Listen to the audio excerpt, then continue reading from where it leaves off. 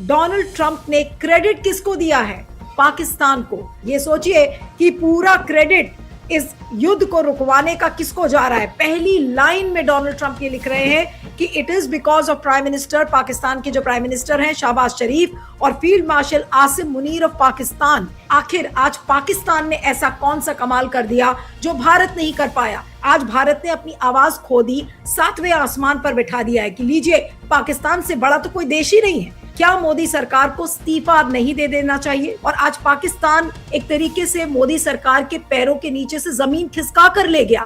चीन से लेके, ईरान से लेके, रूस, अमेरिका, यहाँ तक कि यूएई और सऊदी अरेबिया भी शहबाज शरीफ को शाबाशी दे रहे हैं, जो पुतिन नहीं कर सके। मिस्र, तुर्की धन्यवाद तो कभी देंगे नहीं पाकिस्तान को। अपने आप को कैसे बचाएंगे? जयशंकर, मोदी जी के मंत्री या कोई भी जर्नलिस्ट। आज पाकिस्तान का नाम इतिहास के पन्नों में दर्ज हो गया है। ये लग रहा था कि आज हम सुबह जब उठेंगे तो हमें ईरान जो है परमाणु युद्ध की वजह से, परमाणु हथियारों की वजह से, उनके बम गिराने की वजह से वो तहस नहस हुआ मिलेगा। मोदी सरकार उनकी कूटनीति की, विदेश नीति की बहुत भयानक हार, बुरी हार हम मुंह के बल गिरे हैं। पहले हम ऑपरेशन सिंदूर में गिरे थे मुंह के बल, और आज जो हार हुई है। तीसरा विश्व युद्ध, परमाणु युद्ध के कगार पे दुनिया खड़ी है और चौथे नंबर की अर्थव्यवस्था का कहीं नामो निशान भी नहीं, कोई पूछ भी नहीं रहा है उससे। और मैं तो I was the first person जिसने कि इस युद्ध के शुरू होने के 1 हफ्ते बाद ही कहा था कि पाकिस्तान क्वालिफाई करता है इसमें मीडिएशन के लिए और पाकिस्तान करेगा। और मैं बार बार कहती रही थी, हिम्मत हो तो पाकिस्तान का नाम लेके ये कहते ना कि पाकिस्तान एक दलाल देश है, लेकिन उतना बोलने की हिम्मत नहीं है। उस दलाल ने ही आपको राहत दिलाई है। जिस दलाली की वजह से आज हमको फायदा हुआ है, हमने तो पाकिस्तान को धन्यवाद देना चाहिए। शहबाज शरीफ और आसिम मुनीर को नोबेल प्राइज भी मिल जाए, और मोदी जी वो जो कौन सा नकली एक मेडल लेकर आए हैं इजराइल से और इधर उधर से, वो मेडल दिखाते हुए दुनिया में घूमेंगे क्या? तो ऊपर से जले पर नमक छीट दिया है पाकिस्तान ने, विश्व युद्ध का पंच बनकर। पाकिस्तान और भारत के बीच में कश्मीर मसला, उसको हल करेंगे तो ये कहाँ जाएंगे? चाहे ऑपरेशन सिंदूर ओपन एंडेड हो वगैरह, और भारत अगर कोई प्रयास करता है पाकिस्तान को हमला करने में, ये सब देश जो है पाकिस्तान की सपोर्ट मेरे ख्याल से करेंगे। भारत सरकार को चाहिए आज के बाद अपनी ये जो डोमेस्टिक पॉलिसी है, मुस्लिम हिंदू को बंद करें, और पाकिस्तान शब्द, पाकिस्तान चले जाओ, इसे गाली की तरह इस्तेमाल करना बंद करें। पाकिस्तान का ओहदा तुमसे कई गुना, 1000 गुना ऊपर, एक झटके में ऊपर चला गया है पाकिस्तान का ओहदा। कश्मीर का मुद्दा बहुत सूनर और लेटर जो ट्रंप है उसको उठाने वाला है। वो पाकिस्तान को रिवॉर्ड तो देगा, कुछ क्या देगा रिवॉर्ड? वो कहेगा मैं तुम्हें रिवॉर्ड में कश्मीर देता हूँ। कल रात को जब सब सो रहे थे तो सुबह उठते उठते जो सबसे बड़ी खबर हर चैनल पर न्यूज ब्रेक हो रही थी, वो थी कि 14 दिन का सीज फायर हो चुका है। और डोनाल्ड ट्रंप ने क्रेडिट किसको दिया है? पाकिस्तान को। जी हाँ, मैं इसको थोड़ा सा आपको डिटेल में बताती हूँ और डोनाल्ड ट्रंप की वो ट्वीट भी आपको दिखाऊंगी। अमेरिकी राष्ट्रपति डोनाल्ड ट्रंप ने ईरान पर हमले को 2 हफ्ते के लिए स्थगित करने की घोषणा की है, बशर्ते कि ईरान तुरंत हॉर्मुज की जो खाड़ी है वो खोल दे। इस फैसले को ट्रंप ने 2 तरफा युद्ध विराम यानी कि डबल साइडेड सीज फायर बताया है। ईरान के सुप्रीम लीडर मुज्तबा खामेनेई ने इस युद्ध विराम को मंजूरी दे दी है। और अब मैं आपको ट्रूथ सोशल का वो ट्वीट दिखाना चाह रही हूं, डोनाल्ड ट्रंप ने जो लिखा है, क्योंकि वो बहुत इंपॉर्टेंट ट्वीट है। उन्होंने लिखा है कि based on conversations with prime minister Shahbaz Sharif and field marshal Asim Munir. ये सोचिए कि पूरा क्रेडिट इस युद्ध को रुकवाने का किसको जा रहा है? पहली लाइन में डोनाल्ड ट्रंप ये लिख रहे हैं कि it is because of prime minister, Pakistan के जो प्राइम मिनिस्टर हैं शहबाज शरीफ और field marshal Asim Munir of Pakistan. अब ईरान का स्टेटमेंट भी देख लेते हैं। आपने देखा कि पहली लाइन में उन्होंने शहबाज शरीफ को और आसिम मुनीर को एक तरीके से धन्यवाद दिया है, उनको एक्नॉलेज किया है, क्रेडिट दिया है। मैंने तेहरान का स्टेटमेंट भी, प्रिया अगर आप बैक स्टेज में है, तेहरान का स्टेटमेंट भी प्ले आउट करिए, वो बहुत इंपॉर्टेंट है। ये देखिए, और डोनाल्ड ट्रंप ने इसको रीट्वीट भी बाद में किया है। On behalf of the Islamic Republic of Iran, I express gratitude and appreciation for my dear brothers prime minister Shahbaz Sharif and field marshal Munir for their tireless efforts to end the war in the region। ये एक अच्छी खबर है। विश्व के लिए एक राहत है, बहुत बड़ी राहत, कि जिस तरीके की मार काट अभी तक चल रही थी कम से कम वो बंद हो जाएगी। हॉर्मूज का जो संकट है 14 दिन के लिए खुलेगा। उम्मीद है कि तेल का संकट, गैस का संकट खत्म होगा। लेकिन डोनाल्ड ट्रंप का ट्वीट देखकर बिल्कुल आग बबूला होने को होता है, क्योंकि आपका रोआ रोआ इस बात को लेकर चिल्लाता है कि आखिर आज पाकिस्तान ने ऐसा कौन सा कमाल कर दिया जो भारत नहीं कर पाया। आज भारत की सरकार क्या सिर्फ फोन खड़खड़ाने के लिए बैठी थी? फोन पर मोदी जी बात कर रहे थे, हमने गल्फ के नेशन से बात कर लिया, हमने सऊदी अरेबिया से बात कर लिया। अरे बात करके क्या हुआ? आज सारा क्रेडिट तो पाकिस्तान लेकर चला गया।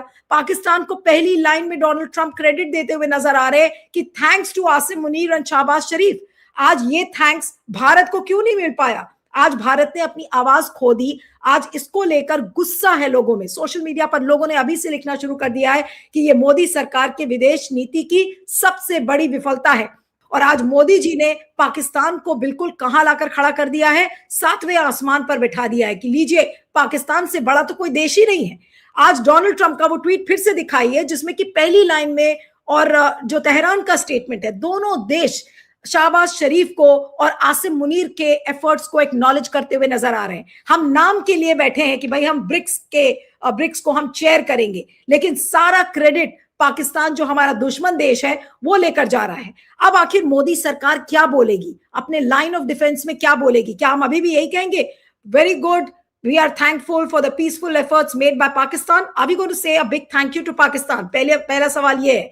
या फिर मोदी सरकार कुछ ना कुछ स्टेटमेंट देगी, या फिर ये मानेगी कि हमारी विदेश नीति में कहीं ना कहीं कोई गड़बड़ हुई थी, जिसकी वजह से पाकिस्तान आज इस जगह पर जाकर बैठ गया है जहां पर आसिम मुनीर और शहबाज शरीफ को प्रेसिडेंट डोनाल्ड ट्रंप और ईरान दोनों एक्नॉलेज करते हुए नजर आ रहे हैं। आज इस भूमिका में भारत की सरकार क्यों नहीं नजर आई? क्या मोदी सरकार को इस्तीफा अब नहीं दे देना चाहिए? लोग सोशल मीडिया पर ऑलरेडी लिखने लगे हैं। कांग्रेस के लोग, तमाम लोग, एक्टिविस्ट, सब हमारे विदेश नीति का फेलियर बता रहे हैं। और कोई भी, किसी को भी गुस्सा आएगा डोनाल्ड ट्रंप का ट्वीट देखकर कि भाई आप, my dear Donald Trump, Modi ji बार बार कहते नहीं थकते कि हमारे बड़े अच्छे मित्र हैं, हमारे स्ट्रैटेजिक रिलेशनशिप है अमेरिका से। और आज अमेरिका ने पाकिस्तान को कहां बैठा दिया है? आज मोदी सरकार को बौना बना के रखा हुआ है, मोदी सरकार की विदेश नीति को ध्वस्त कर दिया।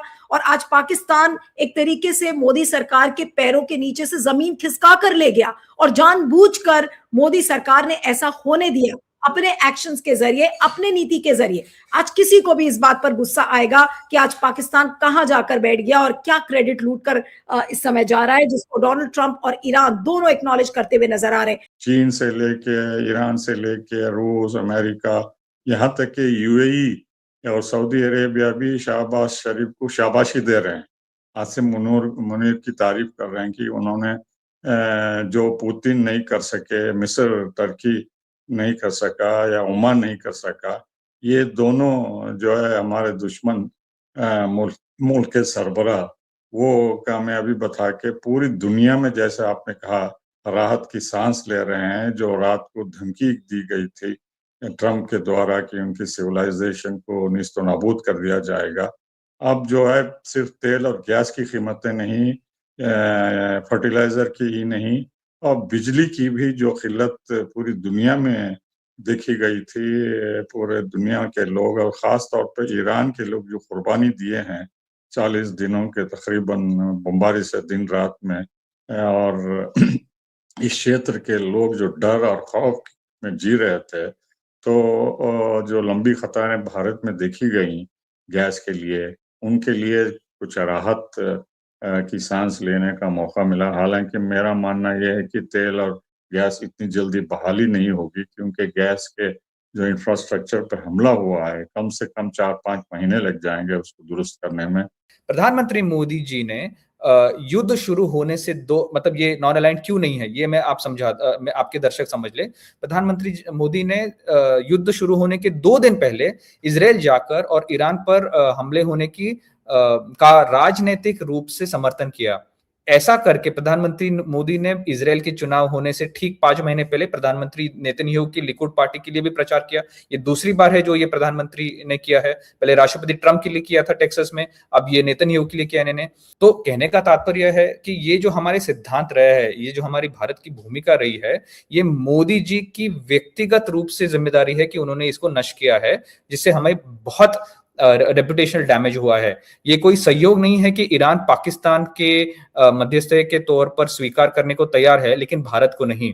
और ये इसलिए भी प्रॉब्लमैटिक है कि G20 में और ब्रिक्स में हर देश ने एक स्टैंड लिया है, भारत ने उसका बिल्कुल विपरीत उसका स्टैंड लिया है। और लास्टली, हिंद महासागर क्षेत्र में एक नेट सिक्योरिटी प्रोवाइडर के तौर पे भारत की जो छवि थी वो नष्ट हुई है, क्योंकि जब हमारे अपने ही रणनीतिक क्षेत्र स्ट्रेटेजिक बैकयार्ड में एक वॉरशिप आइरिस डेना को उड़ा दिया गया था, तब मोदी सरकार खामोश रही है।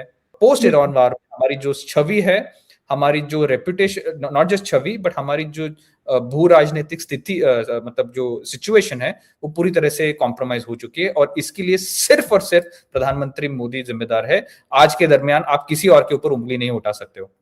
ईरान ने बहुत कुछ खोया, लेकिन आज ईरान के लिए एक राहत की खबर है। लेकिन आज भारत के लिए ये कौन सा मोमेंट है? ना भारत कुछ बोल सकता है, भारत की तो अभी लाइन ऑफ डिफेंस क्या होगी अभी ये भी नहीं समझ में आ रहा। अभी तक तो मैंने नहीं देखा, हो सकता है कि अगर आप लोगों ने देखा हो कोई लाइन ऑफ डिफेंस आया, कोई रिएक्शन आया। इतने बड़े संकट से इस समय भारत गुजर रहा है, एक लाइन धन्यवाद तो कभी देंगे नहीं पाकिस्तान को, लेकिन लाइन ऑफ डिफेंस क्या होगा? अपने आप को कैसे बचाएंगे? जयशंकर, मोदी जी के मंत्री या कोई भी जर्नलिस्ट जो सवाल करने वाला जर्नलिस्ट है, अगर आज मोदी सरकार से ये सवाल करेगा, मुझे पता नहीं कितने जर्नलिस्ट करेंगे, लेकिन आज क्या रिएक्शन होगा सरकार का? उनके लाइन ऑफ डिफेंस में क्या बोलेंगे? जी नीलू जी, देखिए आज पाकिस्तान का नाम इतिहास के पन्नों में दर्ज हो गया है। सीज फायर है, बट सीज फायर भी बड़ा मुश्किल लग रहा था, और ये लग रहा था कि आज हम सुबह जब उठेंगे तो हमें ईरान जो है परमाणु युद्ध की वजह से, परमाणु हथियारों की वजह से, उनके बम गिराने की वजह से बहुत तहस नहस हुआ मिलेगा। लेकिन शुक्र है कि ऐसा कुछ हुआ नहीं। उसमें क्रेडिट सबसे पहले हेडलाइंस जो है वो जा रही हैं पाकिस्तान के नाम। उसमें इस्लामाबाद अकॉर्ड वो फॉर एवर हिस्ट्री में दर्ज हो गया है, सीज फायर है या नहीं। और सीज फायर भी ये कहते हैं जैसे हमारे हिंदुस्तान में कि चलिए घड़ी टल गई। अब घड़ी वो मौत के संदर्भ में कहा जाता है कि घड़ी टल गई तो समझिए अब जिंदा रह गए। तो सेम थिंग ईरान के साथ हुई है कि वो घड़ी टल गई 5 बजे के बाद सुबह हमारे इंडियन स्टैंडर्ड टाइम के हिसाब से, कि जहां उनके ऊपर बम गिरने का कोई ऐसा आसार बन रहे थे, न्यूक्लियर बम, वो घड़ी टल गई है। तो आप ये समझिए कि ये सीज फायर छिटपुट छिटपुट छिटपुट चलते चलते, जिसको कहते हैं ना अपनी मौत मर जाएगा। क्यों मर जाएगा? क्योंकि सबने ईरान की ताकत को देख लिया है, ईरान के हौसले को देख लिया है कि सीमित साधनों के साथ, संसाधनों के साथ भी वो जज्बे के साथ, हौसले के साथ खड़ा रहा और एक देश, दुनिया के सबसे ताकतवर देश और आदमी को धूल चटा दी। अदरवाइज क्या औकात है ईरान की जो ये उसके ऊपर आ गए हैं, सीज फायर मानने के लिए ट्वीट करके आ रहे हैं। और वो पाकिस्तान का, रही बात आपने पाकिस्तान के संदर्भ में पूछा, तो हमारे लिए जो इस देश के जो सरकार है वर्तमान भाजपा सरकार, मोदी सरकार, उनकी कूटनीति की, विदेश नीति की बहुत भयानक हार, बुरी हार हम मुंह के बल गिरे हैं। पहले हम ऑपरेशन सिंदूर में गिरे थे मुंह के बल, और आज जो हार हुई है, इस क्यों हार हुई है, हम क्यों कह रहे हैं, हम दर्शकों को समझाना चाहते हैं कि हम क्यों कह रहे हैं कि भारत के लिए बड़ा शर्मसार होने का दिन है। क्यों है शर्मसार होने का दिन? कि हम दुनिया में, कहा जाता है कि हम 4थे नंबर की अर्थव्यवस्था है, और इतना बड़ा युद्ध, तीसरा विश्व युद्ध, परमाणु युद्ध के कगार पे दुनिया खड़ी है, और 4थे नंबर की अर्थव्यवस्था का कोई कहीं नामो निशान भी नहीं, कोई पूछ भी नहीं रहा है उससे कि आइए जरा आप अपने क्लाउड, अपने प्रभाव का इस्तेमाल कीजिए। वो हमें कोई पूछ नहीं रहा है। हम ब्रिक्स के चेयर हैं इस साल, जिस ब्रिक्स का ईरान भी मेंबर है, और वो रिक्वेस्ट कर रहे हैं कि साहब आप आइए, ब्रिक्स के चेयर हैं आप, एटलीस्ट एक ट्वीट लिखिए, जारी करिए कि इसका कंडेमनेशन करिए इजराइल के हमलों का। हम वो भी नहीं करते हैं। हम जो हैं विश्व गुरु कहते हैं खुद को, हमने अपने आप को घोषित कर रखा है। विश्व गुरु की जरूरत तो ऐसे मौकों पे, नाजुक मौकों पे सबसे ज्यादा होती है कि गुरुजी चेलों को लड़ रहे हैं, जो उनको समझाएं कि भाई मत लड़िए, आइए टेबल पे बैठिए। और दोनों देश, इजराइल एंड ईरान, दोनों एशिया के देश है, और हम अपने आप को एशिया यानी ग्लोबल साउथ का लीडर कहते हैं, मानते हैं हम। और हम मतलब हम बोल ही नहीं रहे, हम चुप ही साधे बैठे हैं। क्यों? अगेन वही हमारी विदेश नीति जो है हमारी घरेलू राजनीति से संचालित होती है। घरेलू राजनीति हमारी एंटी मुस्लिम राजनीति है, तो उसमें चाहे ईरान हो या कोई और देश हो, अरब देशों के अलावा। ईरान के क्योंकि मुस्लिम देश था, और यही मोदी जी को क्योंकि 5 राज्यों के चुनाव थे, उनको लगा कि यार 5 राज्यों के चुनाव में वहां पे मुस्लिम जो है वो बहुत बड़ी संख्या में प्रभावित करने वाले हैं वहां के चुनाव नतीजों को। तो अगर मैं मुस्लिम देश के साथ खड़ा हो गया, मेरा तो बंटाढार हो जाएगा। क्या जवाब दूंगा अपनी चुनावी रैली में? और जिस तरह का जहर उगलते वो जहर ना उगल पाते, पब्लिक पूछती। लेकिन जो अभी तक जो हमने जो अपनी जो एक पाया हुआ एक मुकाम था, हमने ये इक्वी डिस्टेंस रखी नहीं। हमारा तो फर्ज ये होना चाहिए था कि जिस दिन ये युद्ध शुरू हुआ था, दोनों से बराबर डिस्टेंस, ना हम इजराइल के साथ है ना हम ईरान के साथ है। लेकिन जैसा अभी बताया गया कि हम तो 48 आवर्स बिफोर ये जो युद्ध शुरू हुआ, उससे पहले हम वहां हमलावर देश के यहाँ बैठे हुए थे, चाय पानी पी रहे थे उसके, हम उनकी मेहमानबाजी स्वीकार कर रहे थे उसके। मतलब आपको तो साफ साफ क्यों, और आपको ईरान ने मना कर दिया भाई। ईरान ने कैसे एक्सेप्ट कर लिया पाकिस्तान को? पाकिस्तान भले ही उनका पड़ोसी है, बताया जाता है कि जैसा कि भौगोलिक परिस्थितियां कहती है 900 किलोमीटर लंबा उनका बॉर्डर शेयर करते हैं वो लोग आपस में। और हमारे यहाँ सबसे बड़ी बात ये थी कि दुनिया की दूसरी सबसे बड़ी शिया मुस्लिम आबादी, जो कि शिया मुस्लिम आबादी पहले नंबर में ईरान में है, उसके बाद हमारे यहाँ रहती है, भारत में रहती है। आपका तो जिसका कहता है ना कि इमीडिएट पहले सुई भारत की तरफ घूमनी चाहिए थी कि भाई इनका प्रभाव भी है, मुस्लिम इनके यहाँ आबादी है और ये इनको प्रभावित करने में समर्थ हो सकते हैं। मुस्लिम नेताओं को, जो सुप्रीम लीडर एटसेट्रा थे, उनके सुप्रीम लीडर की मौत हो गई, बच्चियों को 100 से ज्यादा बच्चियां बम हमले में मार दी उन्होंने। हम चुप बैठे रहे, मतलब उसकी आलोचना तो ना करते, चलिए नहीं करनी है आपको अपनी विदेश नीति के चलते, शोक तो जता सकते थे। आप क्या जहाज डुबा दिया आपके पड़ोस में, आपके पानी में, आपके टेरिटोरियल वाटर में, और उसके बाद भी आप चुप बैठे रहे। तो आपको तो आपकी जो एक क्वालिफिकेशंस थी, जो कि आप क्वालिफाई कर रहे थे मीडिएटर होने के लिए, वो आपने सब गंवा दी। आप यूक्रेन पहुंच गए आप युद्ध का फैसला करने के लिए, और यहाँ आपके पड़ोस में ईरान में जो परमाणु युद्ध की बात हो रही थी नीलू जी, अगर ईरान में परमाणु बम छूटता तो ईरान से गुजरात का जो एरियल डिस्टेंस है वो बहुत ज्यादा नहीं है। उसका जो रेडिएशन, जो विकिरण बोलते हैं परमाणु बम डालने के बाद, वो हवाओं के साथ उड़ के गुजरात के से फैलता हुआ आगे तक फैलता। हम मतलब इतना बड़ा खतरा हमारे ऊपर, और हम पहल नहीं कर रहे हैं। यहाँ भी तो पाकिस्तान ने अपने आप को पेश किया कि आइए लाइए हम करते हैं मीडिएशन। और मैं तो I was the first person जिसने कि इस युद्ध के शुरू होने के 1 हफ्ते बाद ही कहा था कि पाकिस्तान क्वालिफाई करता है इसमें मीडिएशन के लिए, और पाकिस्तान करेगा। और मैं बार बार कहती रही थी, अभी 21 मार्च को भी मैंने कहा था आपके ही शो में कि पाकिस्तान क्वालिफाई करता है। बहुत सारे कारण हैं जिनकी वजह से वो करता है। तो अब आप बने रहिए, अपने आप में खुश होते रहिए कि हम क्या हैं, हम क्या नहीं है। लेकिन ईरान ने न केवल ये लड़ाई जीत ली है, सीज फायर को तो छोड़ दीजिए, अब अमेरिका जो है हिम्मत नहीं करेगा। इजराइल का क्या है, वो 1-2 छुटपुट करके वो चुप हो जाएंगे, क्योंकि सबको अपना रिकंस्ट्रक्शन करना है। इजराइल का जो आयरन डोम है उसकी हड्डी पसली तोड़ दी है ईरान ने, अभी वो पड़े सिसक रहे हैं। तो अभी तो आपको जो हॉर्मुज स्ट्रेट पे अभी भी ईरान जीता क्यों है, मैं क्यों कह रही हूँ, ये कहा जा ईरान पहले तो रजीम चेंज करवाने की बात थी कि इसलिए हमले कर रहे हैं, वो रजीम चेंज नहीं हुआ, नेता मार दिया, रजीम तो और भी हार्डकोर रजीम आ गया है वहां पे, उसी का सक्सेसर।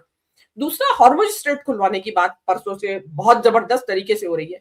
हॉर्मुज स्ट्रेट आज भी कब्जे में ही है उनके, वो खोलेंगे। उन्होंने कहा है कि in accordance, in coordination with our armed forces. मतलब क्या है, मेरा मानना तो ऐसा है कि उनकी आर्म्ड फोर्सेस हर उसकी तलाशी लेंगी कि इसके अंदर आ क्या रहा है। आपके यहाँ से पता चला वहां हथियारों का जखीरा इकट्ठा हो गया सामान आने के चक्कर में। तो अभी वो वहां पे $2 मिलियन तो पर शिप वो वसूल ही रहे हैं, उसमें हाफ कर रहे हैं वो 50-50। तो आप अंदाजा लगाइए कि ईरान के पास कितना अपना रिकंस्ट्रक्शन करने का पैसा आ गया है इससे। आप मंथली उनके पास $2 बिलियन आएंगे। $2 बिलियन इज इक्विवेलेंट टू रफली मतलब 15,000 करोड़ रुपया, 15 से 16,000 करोड़ रुपया होता है। तो उनका तो रिकंस्ट्रक्शन आराम से हो जाएगा, जो उनका नुकसान हुआ है। मतलब मैं तो ये कहती हूँ इस युद्ध में ईरान ने जो 47 इयर्स के जो सैंक्शंस थे, उनकी वजह से जो उन्होंने, प्रतिबंधों की वजह से जो उन्होंने नुकसान भुगता, उसको ब्याज सहित वसूल लिया है अब। क्योंकि अब मान के चलिए कि हॉर्मुज जो स्ट्रेट है उसके ऊपर फॉर एवर ओमान और उनका ही कब्जा रहेगा, वो वहां पे टोल वसूलेंगे। तो अब जो है, अब आपको जो कहते हैं ना कि हार के झक मार के आपको ईरान के दरवाजे पे ही जाना पड़ेगा कि भाई ठीक है, हम भी आपको, क्योंकि बायर देगा जो भी $1 मिलियन लेगा, वो बस फी वसूलेंगे, टोल। तो आपको जाना पड़ेगा कि हाँ भाई, हमारे जो शिप्स हैं उनको गुजरने दें और हम इतना पैसा आपको पर शिप देंगे। मोदी जी बहुत असफल, सबसे ज्यादा असफल प्रधानमंत्री साबित हुए हैं। आज भारत के लिए हंसने का दिन है और रोने का, मुझे तो ये नहीं समझ में आ रहा है। ठीक है, आज तेहरान की सड़कों पर विजुअल्स में देख रही थी सुबह, वहां पर सेलिब्रेशन के विजुअल्स हैं और ये कहा जा रहा है कि ईरान की ये बड़ी जीत है। पाकिस्तान के रोल की बात हो रही है वहां पर, ईरान के अंदर पाकिस्तान के रोल की बात की जा रही है। आज भारत के लिए हंसने का दिन है, सेलिब्रेट करने का दिन है, या वाकई में हमें पश्चाताप करने की जरूरत है कि भाई हम कहाँ गलत हो गए? भारत के लिए ये मुंह पे बहुत बड़ा तमाचा है एक्चुअली, क्योंकि हमारे विदेश मंत्री ने कुछ दिनों पहले ये कहा था कि हम क्या है, दलाल, हम दलाल नहीं है। और पाकिस्तान को हिम्मत हो तो पाकिस्तान का नाम लेके ये कहते हैं ना कि पाकिस्तान एक दलाल देश है, लेकिन उतना बोलने की हिम्मत नहीं है। ये किसी के खिलाफ बोलने के लिए इनके पास कोई हिम्मत नहीं है, लेकिन इनडायरेक्टली एक टॉन्ट पाकिस्तान को लगाया। अब ऐसा है कि वही दलाल जो है, जिसको इन कोट्स दलाल जो है, उस दलाल ने ही आपको राहत दिलाई है। कितनी बड़ी विडंबना है कि आपको जो राहत मिली, आप दुनिया के सबसे ज्यादा अफेक्टेड देश रहे। समझिए कि इन टर्म्स ऑफ पॉपुलेशन, हमारा जो ईंधन का जो हमारा जो हमारी गरज है, वो पूरी तरह से उस इलाके से आती है जहां पर युद्ध चल रहा है। और हमारा कर्तव्य बनता था, सबसे पहला कर्तव्य हमारा बनता था कि हम इस युद्ध को रोकने के लिए कोशिश करते, हम इस युद्ध के खिलाफ खड़े होते, क्योंकि हमारे स्ट्रेटेजिक इंटरेस्ट इसमें मारे जा रहे हैं। मतलब ये किस तरह की बेवकूफी है। और हम है कि हमने ईरान की कोई मदद नहीं की, और जो मदद कर रहा है उसको हम दलाल कह रहे हैं। और जिस दलाली की वजह से आज हमको फायदा हुआ है, हमने तो पाकिस्तान को धन्यवाद देना चाहिए, क्योंकि हम इस संकट से कुछ तो राहत हमको मिली है। कल अगर ये temporary cease fire permanent cease fire में तब्दील हो जाती है और उसके लिए पाकिस्तान मीडिएशन करता है और ये परमानेंट सीज फायर हो जाए, तो हो सकता है कि कल शहबाज शरीफ और असीम मुनीर को नोबेल प्राइज भी मिल जाए। और मोदी जी वो जो कौन सा नकली एक मेडल लेकर आए हैं इजराइल से और इधर उधर से, वो मेडल दिखाते हुए दुनिया में घूमेंगे क्या? अगर नोबेल प्राइज पाकिस्तान को मिल जाए तो आपकी तो पूरी नाक कटेगी। नाक कटने की बात हो रही थी सिद्धार्थ, अब हमारी नाक बची भी है, नाक रहेगी तो कटेगी ना। अब तो नाक ही नहीं है, ऐसा लग रहा है हमारे पास नाक बची नहीं। मोदी सरकार ने एक ऐसी जगह पर लाकर पूरी विदेश नीति को खड़ा कर दिया है कि हमारे विदेश नीति की नाक ही नहीं है, तो काटना तो बहुत दूर की बात है। कि आज मेरे जैसे हिंदू के लिए राहत भी है और मोह भंग भी है। राहत इसीलिए है कि दुनिया विश्व युद्ध के चौखट से लौट आई, मेरे घर में सिलेंडर अब धीरे धीरे आने लगेगा। मोह भंग इसीलिए है कि पिछले 40 साल से जो मेरे बुजुर्ग, मेरे दोस्त, मेरे व्हाट्सएप अंकल लोग खुद को विश्व गुरु कह रहे थे, 40 दिनों में तो ईरान विश्व गुरु बन गया। विश्व गुरु हमको 40 साल से कह रहे थे कि हम है, 40 दिन में बन गया ईरान। दूसरा मोहभंग इसीलिए भी है क्योंकि जिस भाजपा ने देश को सांस्कृतिक राष्ट्रवाद की घुट्टी पिलाई थी, उसके राष्ट्रवाद को पहले तो पिछले साल मई में ट्रंप साहब ने सीज फायर करके धराशायी कर दिया, और आज 11 महीने के अंदर ईरान ने दिखा दिया कि संस्कृति का मतलब 56 इंची गमछा, छाती के ऊपर गमछा लहराते हुए हिंदू राष्ट्र का नारा देना नहीं होता है। तो ये पूरा का पूरा जो सांस्कृतिक राष्ट्रवाद था वो धराशायी हो गया है। तो ऊपर से जले पर नमक छीट दिया है पाकिस्तान ने, विश्व युद्ध का पंच बनकर। अब कल विश्व पंच पाकिस्तान, विश्व गुरु ईरान और डियर फ्रेंड डोलांड, ये तीनों मिलकर अगर भाजपा पे चढ़ जाएं कि हम तीनों मिलकर अब कश्मीर का समझौता करेंगे, तो मोदी सरकार कहाँ जाएगी? समस्या तो यहाँ आने वाली है, क्योंकि एक विश्व गुरु ईरान बन गया है, दूसरा विश्व पंच पाकिस्तान बन गया है, डियर फ्रेंड डोलांड तो अभी भी डियर फ्रेंड ही है। ये तीनों मिलकर कहेंगे कि अब हम दुनिया का विश्व तो सलट लिए, अब आपका विश्व, आपका जो पाकिस्तान का है, पाकिस्तान और भारत के बीच में कश्मीर मसला, उसको हल करेंगे तो ये कहाँ जाएंगे। और सबसे बड़ी बात यह है कि ये जो पिछले कुछ घंटों में कुछ पंचायती हुई है, इस पंच का जो टेबल था, इस पर न तो फादरलैंड इजराइल था, न तो सनलैंड मोदी सरकार इस टेबल पर थी, न तो इनके ब्रदरलैंड जो यूएई और सऊदी अरब है माय डियर ब्रदर करके ट्वीट करते हैं। मतलब जो जो लोग थे, ये फादरलैंड भी नहीं है, मोदी सरकार लैंड भी नहीं है, जो जिसको ब्रदर ब्रदर बोलते थे वो सब भी नहीं है। इसका मतलब यह है कि दुनिया की जो धुरी है, दुनिया की जो विश्व राजनीति है, दुनिया की जो भू राजनीति है, ये पिछले 40 दिनों में बदल गई है। देखिए, ये बहुत बड़ी बात है, बहुत डिप्लोमेटिक जीत है पाकिस्तान की कि उन्होंने अपने रिलेशंस को बहाल ही नहीं चीन से किया, लेकिन चीन को भी वो इस्तेमाल करके इस प्रयास में काफी अहम रोल किया। जिस तरीके से रूस और चीन ने यूनाइटेड नेशंस में इंटेलिजेंस शेयरिंग से, वेपन से, हर एक मामले में ईरान का सपोर्ट किए। और जो स्ट्रेटेजिक गेन मेरे ख्याल से पाकिस्तान को जो हुई है, जो सबसे बड़ा खतरा वो मानते थे वो भारत से था, चाहे ऑपरेशन सिंदूर ओपन एंडेड हो वगैरह। तो अब अमेरिका चूंकि उनके साथ है, चीन है तो है ही, तो सऊदी अरब, टर्की और दूसरे देश भी, रूस भी कुछ हद तक पाकिस्तान के हक में है। और भारत अगर कोई प्रयास करता है पाकिस्तान को हमला करने में, ये सब देश जो है पाकिस्तान की सपोर्ट मेरे ख्याल से करेंगे।